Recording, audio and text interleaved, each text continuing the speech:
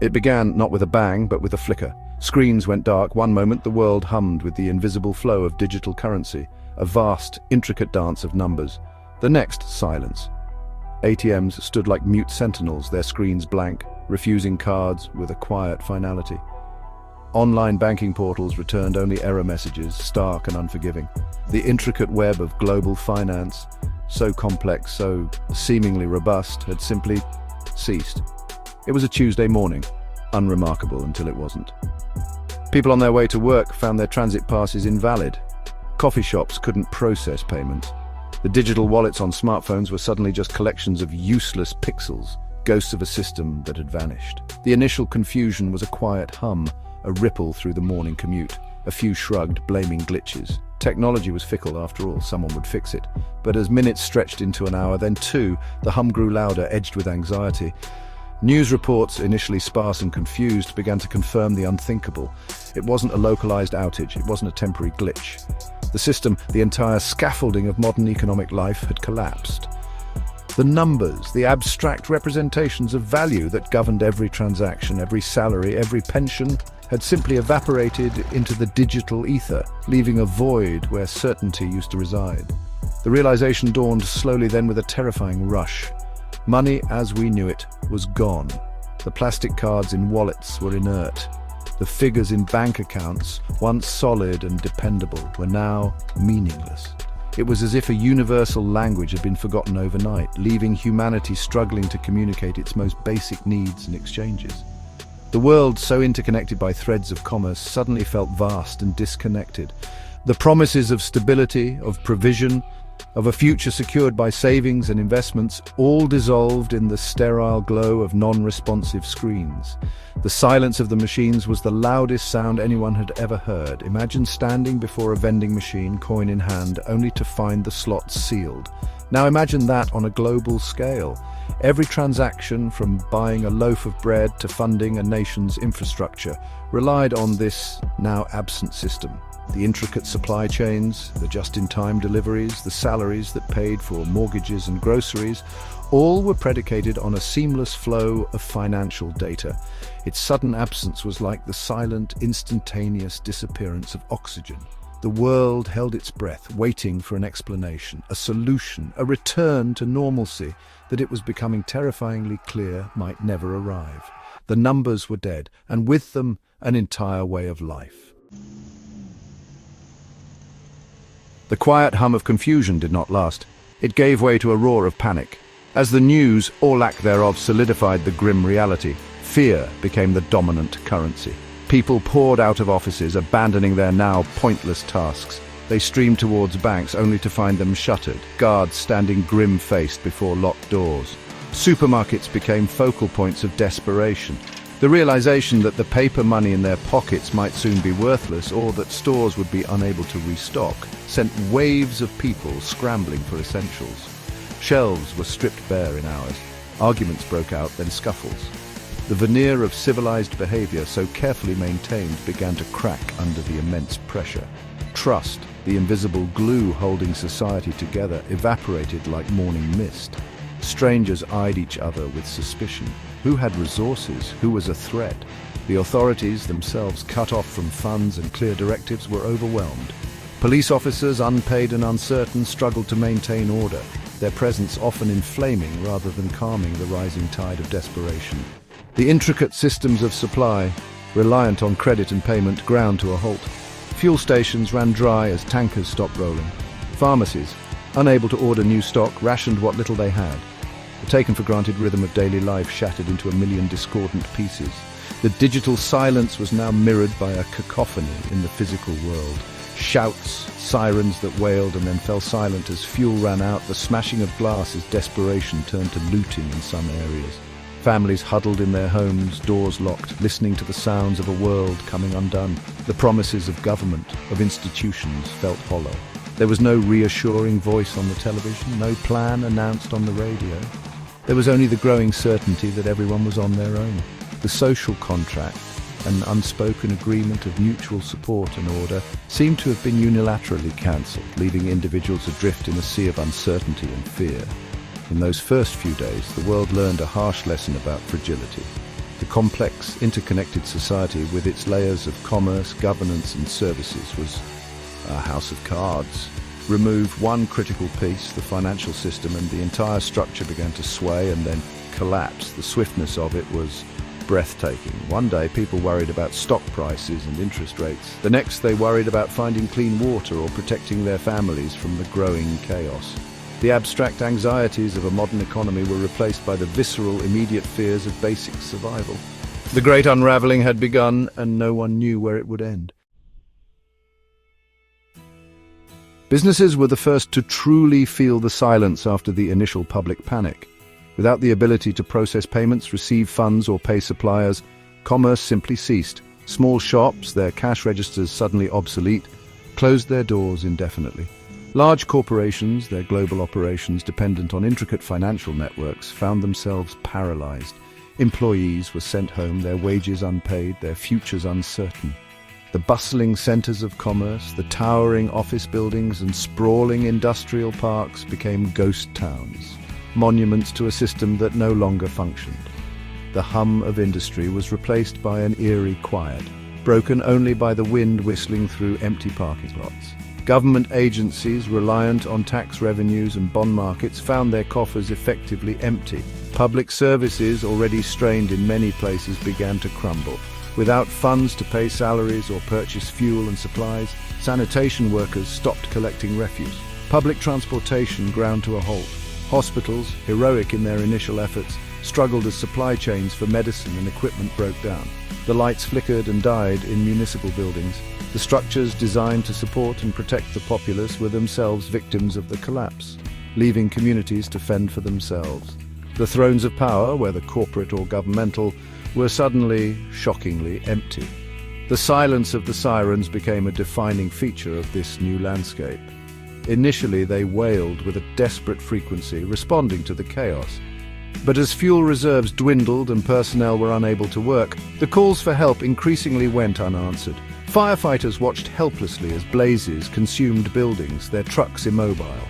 Police forces, fractured and unpaid, could only address the most egregious threats, if at all. The reassuring presence of emergency services, a cornerstone of societal safety, faded into the background, another casualty of the silent financial contagion. This absence created a vacuum, a space where fear and opportunism could breed. The infrastructure itself began to decay. Without maintenance crews, roads cracked and crumbled. Without power, water treatment plants failed, and clean water became a precious, dwindling resource. The intricate network of pipes, wires and roads that sustained modern life required constant attention, constant funding. Denied both, it began its slow, inexorable decline. The fall of institutions was not just a matter of empty offices and unpaid workers, it was the unraveling of the very fabric of the built environment, a stark reminder of how much had been taken for granted and how quickly it could all be lost when the numbers stopped adding up. Amidst the dust of collapsing institutions and the echoes of panic, something new, or perhaps something very old, began to stir. In the quiet residential streets, away from the chaotic centers, neighbors began to look at each other differently. The shared crisis, the common vulnerability, started to erode the anonymity of modern suburban life. Doors that had remained closed for years creaked open. Hesitant conversations started on front lawns, over fences. The first questions were practical. Do you have power? Have you heard anything? Are you okay? These simple queries were the seeds from which community began to regrow. Fragile shoots pushing through the rubble, small groups formed organically. Perhaps it started with a few households on a single block, sharing information gleaned from battery-powered radios or chance encounters. They pooled resources, a little hoarded food here, a few extra candles there. Someone might have a well in their backyard, another a small vegetable patch. These initial acts of sharing were tentative, born of necessity as much as altruism, but they were a start. They were a recognition that individual survival was precarious, but collective effort offered a glimmer of hope. The whispers of community were faint at first, easily drowned out by the lingering fear, but they persisted, growing stronger with each small act of cooperation. These nascent groups were not formal organizations. There were no elected leaders, no written rules. They were fluid, based on immediate needs and available skills. Someone with basic medical knowledge might become the de facto medic for their street. Someone else, good with their hands, might help fix a leaky roof or reinforce a fence. It was a return to a more fundamental form of social organization, one built on direct relationships and mutual reliance. The grand, impersonal structures had failed, but the human capacity for connection, for empathy, began to reassert itself in these small, localized pockets of shared existence. The activities were simple, focused on the immediate. Neighborhood watches formed, not with official sanction, but out of a collective desire for safety. People took turns patrolling, sharing information about any potential threats or unusual occurrences. They checked on the elderly or vulnerable, ensuring they had food and water. These were not grand gestures, but quiet acts of solidarity. In the absence of overarching authority, people began to create their own small circles of order and care. The first sparks of unity were ignited not by grand pronouncements, but by the simple human need for connection and mutual support in a world turned upside down. Section 5. The barter lines, a new language of value, with official currency now worthless, an ancient form of commerce re-emerged, barter. The value of goods and services became immediate, tangible. A can of preserved fruit was no longer priced in dollars or euros. Its worth was measured against a handful of antibiotics, a few hours of labor repairing a fence, or a quart of clean water. Skills became paramount. A carpenter who could build a sturdy shelter or repair a broken tool held more practical wealth than someone with a defunct stock portfolio. A gardener who could coax food from the earth possessed a treasure beyond measure. The abstract value of money was replaced by the concrete value of usefulness. Makeshift markets began to appear in town squares, abandoned parking lots, or community gathering spots. People brought what they had to trade: a spare blanket, a few tools, carefully hoarded supplies, or simply the promise of their labor. These were not the bustling, anonymous marketplaces of the old world. Transactions were often slow, negotiated carefully. Trust was essential, but hard won. Reputation became a form of currency in itself. Someone known for fair dealing and quality goods or skills would find more willing trading partners. The barter lines were more than just places of exchange. They were social hubs, information centers, and the crucibles where new economic relationships were forged. The language of value shifted dramatically. Luxury items from the old world held little appeal. No one was trading for designer handbags or expensive electronics that no longer worked. Instead, the demand was for the essentials: food, water, medicine, fuel, seeds, tools, and items that provided security or comfort, like batteries, candles, or warm clothing. A jar of honey might be traded for a set of sturdy boots. A skilled mechanic might exchange an engine repair for enough preserved food to feed their family for a week. It was a direct, needs-based economy, stripped of speculation and financial abstraction, returning to the fundamental principles of supply and demand in their rawest form. This return to bartering was not without its challenges. Establishing fair exchange rates was difficult and often contentious. Disputes arose. The lack of a common medium of exchange made complex transactions cumbersome. Yet, despite these difficulties, the barter system provided a vital lifeline. It allowed for the distribution of scarce resources, enabled people to acquire what they needed to survive, and fostered a new sense of local interdependence. It was a system born of necessity, imperfect and often inefficient, but it was a system that worked, a testament to human adaptability in the face of systemic collapse. The silent ATMs were forgotten. The chatter of negotiation now filled the air. Section 6. Hands in the Earth, Relearning to Live. As the initial shock subsided and the reality of long-term disruption set in, a profound shift occurred. The reliance on complex, distant supply chains was over. Survival now depended on what could be produced and sustained locally. Lawns and ornamental gardens, once symbols of suburban leisure, were dug up and converted into vegetable patches. Parks and abandoned lots became community gardens, tended by groups of neighbors who pooled their knowledge and labor. The sight of hands, unaccustomed to manual work, turning soil and planting seeds, became commonplace. There was a quiet dignity in this return to the earth, a rediscovery of fundamental skills. The knowledge of previous generations, once considered quaint or outdated, became invaluable. Elderly residents who remembered their grandparents' farming techniques or methods of food preservation were suddenly sought-after teachers. Books on gardening, canning, and basic animal husbandry, salvaged from libraries or personal collections, were passed around and studied intently. Workshops sprang up, often informal gatherings where skills were shared: how to build a simple solar still for water purification, how to mend clothes, how to identify edible wild plants, or how to make soap. The focus was on self-sufficiency, on reducing reliance on anything that couldn't be sourced or made within the community. This relearning was not just about practical skills, it was also a psychological shift.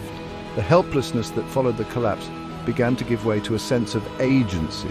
Producing food, however little, or mastering a new skill, provided a tangible sense of accomplishment and control in a world where so much had been lost. There was a deep satisfaction in eating a meal grown with one's own hands or wearing a garment mended by a neighbor. It fostered a connection to the physical world, to the rhythms of nature that had been largely absent in the pre-collapse era of convenience and consumption. The focus on local production also strengthened community bonds. Shared work in the gardens, collaborative efforts to build rainwater harvesting systems, or group foraging expeditions created new networks of interdependence. Successes were celebrated together and failures were learned from collectively. The struggle for survival when faced as a community became a powerful, unifying force. People were not just relearning how to grow food or fix things, they were relearning how to live together, how to rely on each other in profound and meaningful ways. The Earth, once just a backdrop to modern life, became its very foundation. Section 7. Drawing lines, building bridges, new forms of order. In the vacuum left by collapsed governments, the need for local order and security became paramount. The initial ad hoc neighborhood watches evolved. Communities began to organize more formally, establishing perimeters and lookout posts not out of aggression, but from a pragmatic need to protect their limited resources and ensure the safety of their members. These were not fortresses designed to keep everyone out, but rather defined spaces where a sense of collective responsibility could be maintained.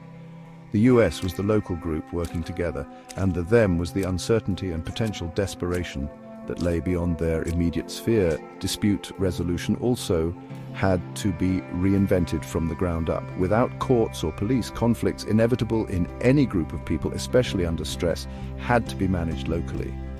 Many communities turned to councils of elders or respected individuals known for their fairness and wisdom.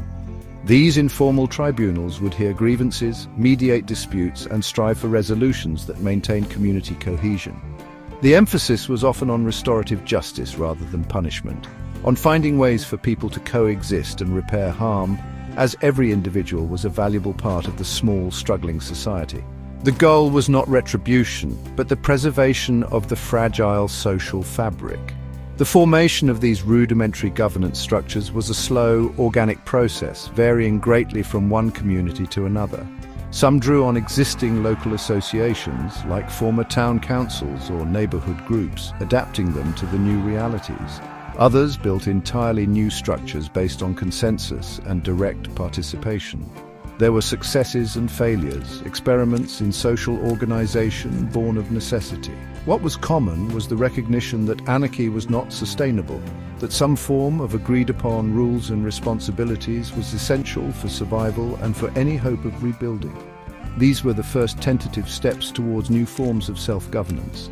These emerging structures were not about recreating the old systems of power and control. They were, by necessity, more collaborative, more transparent, and more directly accountable to the people they served. Decisions were often made in open meetings with widespread discussion. Leadership, where it existed, was based on trust and proven competence rather than inherited status or political maneuvering. It was a messy, imperfect process, but it represented a fundamental shift. Power was being decentralized, drawn back to the local level, into the hands of the communities themselves. They were drawing new lines, not just for security, but for how they would live together and building bridges of understanding within their own ranks.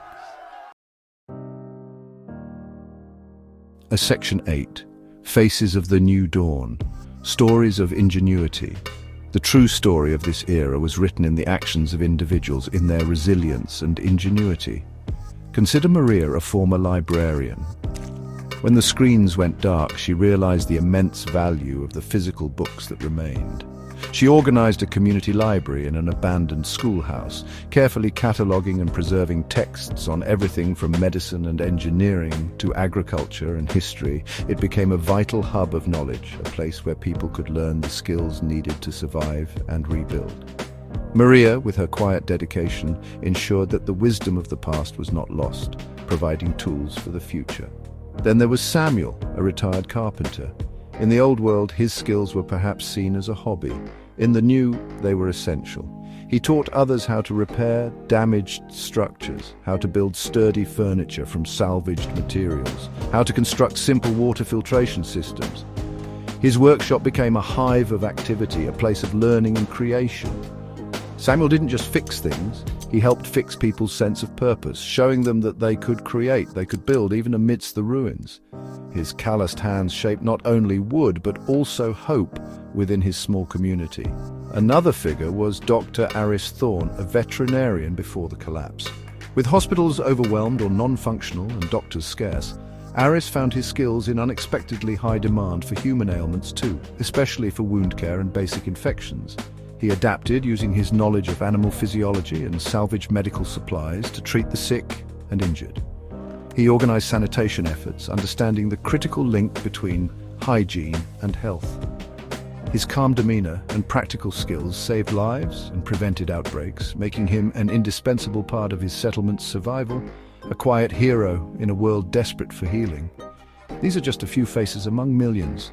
The teacher who gathered children to continue their education with chalk and slate, the musician who played salvaged instruments to lift spirits, the engineer who rigged up a micro-hydro generator to provide a little light.